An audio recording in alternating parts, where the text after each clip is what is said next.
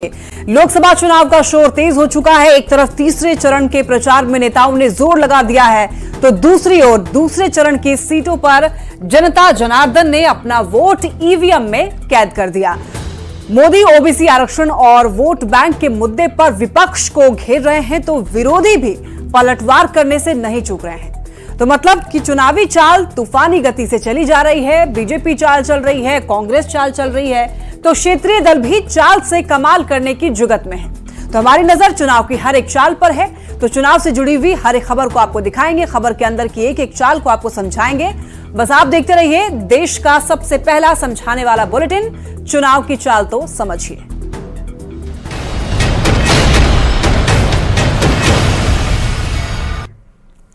बिहार में दूसरे चरण की वोटिंग हुई। दूसरे चरण में बिहार की 5 सीट किशनगंज, कटिहार, पूर्णिया, भागलपुर और बांका में 58.58% मतदान हुआ, जो कि साल 2019 के मुकाबले करीब 4% कम है। 2019 में इन 5 सीटों पर 62.92% वोटिंग हुई थी।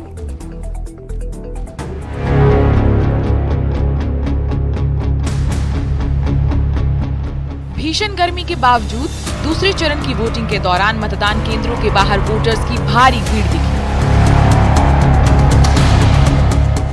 दूसरे चरण में बिहार की 5 सीटों पर शाम 6 बजे तक 58.58% तक मतदान हुआ, जो 2019 के मुकाबले करीब 4% कम है।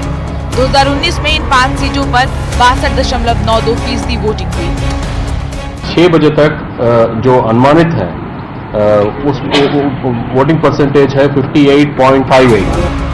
दूसरे चरण के चुनाव में सबसे ज्यादा वोटिंग कटिहार में हुई, जबकि सबसे कम वोटिंग भागलपुर में हुई। अब एक एक कर इन 5 सीटों पर हुई वोटिंग के परसेंटेज को जान लीजिए। कटिहार में 64.6% वोटिंग हुई, तो वहीं किशनगंज में 64% वोटिंग हुई। पूर्णिया में 59.94% मतदान हुआ, तो वहीं बांका में 54% मतदान हुआ। वहीं भागलपुर में सिर्फ 51% ही वोटिंग हुई। किशनगंज का 64% है, कटिहार का 64.6% है, पूर्णिया 59.94% है, भागलपुर 51% है और बांका 54% है। कुल मिलकर 58.58%। हालांकि 7 चरण में हो रहे लोकसभा चुनाव में दूसरे फेज में पहले फेज से ज्यादा वोटिंग हुई है, लेकिन 2019 के मुकाबले वोट प्रतिशत काफी कम रहा है। अब कम वोटिंग के पीछे गर्मी जिम्मेदार है या फिर कोई और वजह है, इस पर निर्वाचन आयोग के साथ साथ नेताओं और आम लोगों को भी मंथन करने की जरूरत है। Bureau report, news 18।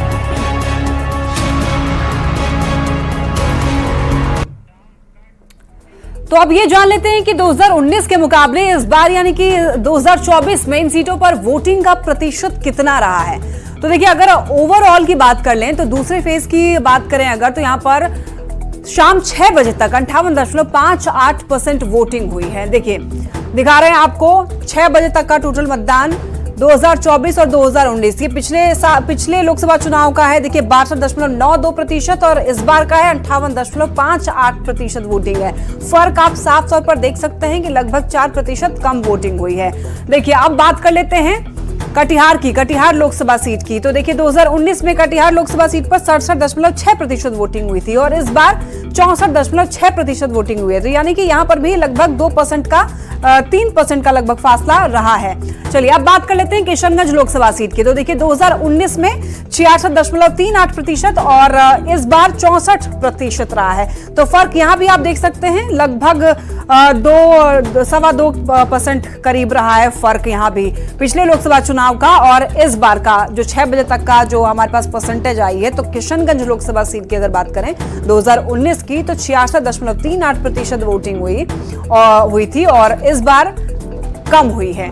और पूर्णिया की अगर बात की जाए तो पूर्णिया में देखिए 2019 में 65.37% वोटिंग हुई थी और इस बार देखिए 59.94%। तो साफ तौर पर देखिए फासला कितना ज्यादा है।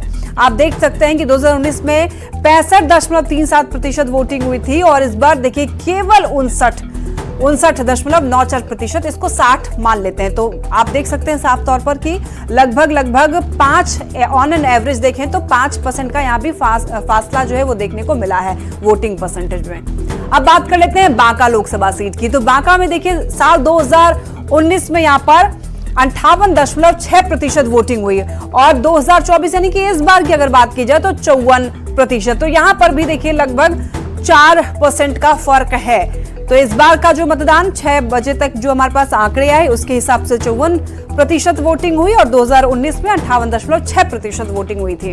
अब बात कर लेते हैं भागलपुर लोकसभा सीट की। तो भागलपुर के जो हमारे पास आंकड़े आए हैं, देखिए 51% इस बार का 6 बजे तक जो हमारे पास आई वोटिंग परसेंटेज। और पिछले लोकसभा चुनाव की अगर बात करें तो 2019 में 57.16% वोटिंग हुई थी। तो आपको हमने बताया अलग अलग जो 5 लोकसभा सीटों पर आज मतदान हुए, लोकसभा के दूसरे चरण की वोटिंग खत्म हो गई और ऐसे में अब आपको ये समझना जरूरी हो जाएगा कि आखिर वो क्या क्या वजह हो सकती है जिनकी वजह से दूसरे फेज में कम वोटिंग हुई है। तो देखिए बिहार में इस समय भीषण गर्मी पड़ रही है, शादी का सीजन भी है, ये भी एक कम वोटिंग होने का बड़ा कारण हो सकता है। तो इस क्षेत्र में लोगों का पलायन भी एक बड़ी वजह है क्योंकि नौकरी की तलाश में इस एरिया के जो लोग हैं वो काफी संख्या में बाहर रहते हैं और इसी वजह से कई लोग वोट करने के लिए नहीं भी आए।